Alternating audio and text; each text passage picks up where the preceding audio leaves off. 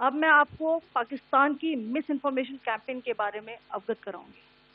पहला, पाकिस्तान ने यह क्लेम किया कि उसने अपने JF-17 से हमारे S-400 व ब्रह्मोस मिसाइल बेस को नुकसान पहुंचाया, जो कि बिल्कुल गलत है। दूसरा, उसका यह भी मिस इन्फॉर्मेशन कैंपेन था कि हमारी एयरफील्ड, जो कि सिरसा, जम्मू, पठानकोट, बठिंडा, नलिया और भुज में है, ये उसका मिस इन्फॉर्मेशन भी बहुत गलत है।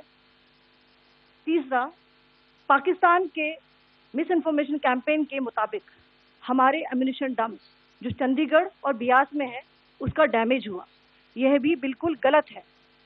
हमने आपको मॉर्निंग ब्रीफिंग में बताया था विद फैक्ट्स एंड फिगर के साथ कि ये सारी चीजें बिल्कुल सही सलामत हैं। अब मैं आपको बताना चाहती हूँ कि पाकिस्तान के एक प्रेस कॉन्फ्रेंस में ये बात की गई थी कि उनके सीनियर मिलिट्री ऑफिसर्स, जो कि पूरी तरह से ये भ्रामक हैं और तथ्यों से दूर हैं, कि पाकिस्तान की ओर से ये झूठा आरोप भी लगाया जा रहा है कि भारतीय सेना ने मस्जिदों को नुकसान पहुंचाया। मैं इससे बिल्कुल स्पष्ट करना चाहती हूं कि India is a secular nation और हमारी सेना भारत के कॉन्स्टिट्यूशनल वैल्यूज की एक बहुत प्यारी झलक है। इंडियन आर्म फोर्सेस ने पाकिस्तान को बहुत भारी नुकसान पहुंचाया, उनके मिलिट्री इंफ्रास्ट्रक्चर्स को, चाहे वो लैंड एसेट्स हो या फिर उनके एयर एसेट्स। यही नहीं, इंडियन आर्म फोर्सेस ने पाकिस्तान की एयरफील्ड स्कर्दू, जकोबाबाद, सरगोदा और बुलारी को बहुत नुकसान पहुंचाया। इसके अलावा पाकिस्तान के air defence system, radar system, उनको भी एयर स्पेस में अनटेनेबल किया।